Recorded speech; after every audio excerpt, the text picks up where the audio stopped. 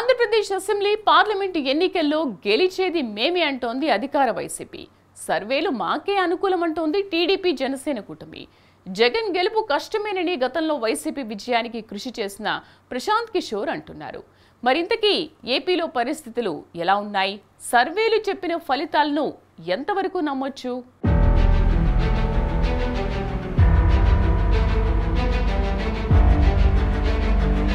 సార్వత్రిక ఎన్నికలకు షెడ్యూల్ ఇంకా రాలేదు, కానీ అప్పుడే ఏపీలో గెలిచేది ఫలానా వాళ్లంటూ సర్వేలు ఇవ్వడం మొదలుపెట్టాయి ఆయా సంస్థలు.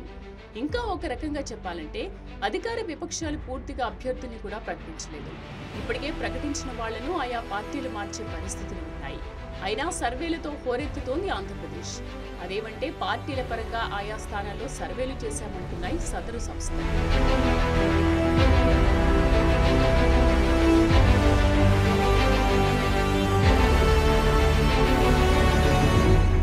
అయితే సర్వేల సంగతి ఎలా ఉన్నా రానున్న ఎన్నికల్లో గెలుపు మాదేనని బల్లగుద్ది మరీ చెబుతోంది వైసీపీ. ఇక పార్టీ అధినేత ఏపీ సీఎం జగన్ మరో అడుగు ముందుకేసి ఎన్నికల తర్వాత విశాఖపట్నంలోనే ప్రమాణ స్వీకారం చేస్తానని ప్రకటించి సంచలనం సృష్టించారు.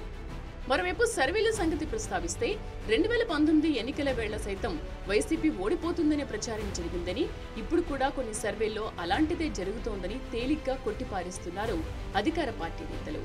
ఎట్టి పరిస్థితుల్లోనూ రాబోయేది వైసీపీ సర్కారేనని అంటున్నారు.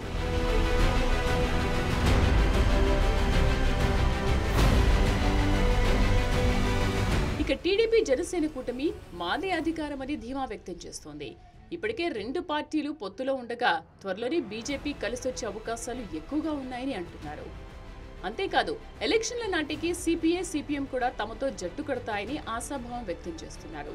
తద్వారా ప్రభుత్వ వ్యతిరేక ఓటు చీలదని, విజయం తథ్యమని అంటున్నారు. ఈ క్రమంలోనే 2019లో వైసీపీ విజయంలో కీలక పాత్ర పోషించిన ప్రముఖ ఎన్నికల వ్యూహకర్త ప్రశాంత్ కిషోర్ వ్యాఖ్యల్ని గుర్తు చేస్తున్నారు. రానున్న ఎన్నికల్లో జగన్ ప్రభుత్వం ఓడిపోవడం తథ్యమని ఇటీవలే అభిప్రాయపడ్డారు పీకే.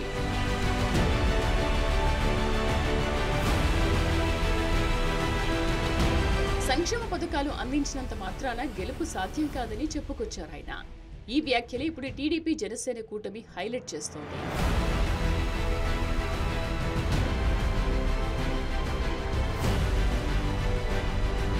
అయితే పీకే వ్యాఖ్యల్ని కొట్టిపారేస్తోంది అధికార వైసీపీ. సంక్షేమ పథకాలు నమ్ముకుంటే కష్టమని పీకే చెప్పిన మాటల్ని గుర్తు చేసిన వైసీపీ నేతలు అవే పథకాలను టీడీపీ జనసేన కూడా అమలు చేస్తామంటున్న విషయాన్ని ప్రస్తావిస్తున్నారు. మరి వాళ్ల విషయం ఏంటని ప్రశ్నిస్తున్నారు. మరి వైసీపీ నమ్మకం ఫలిస్తుందా? టీడీపీ జనసేన వ్యూహాలు వర్కౌట్ అవుతాయా? రాబోయే ఎన్నికల్లో గెలిచేదెవరు అంటే ప్రస్తుతానికైతే సస్పెన్సేనని చెప్పాలి.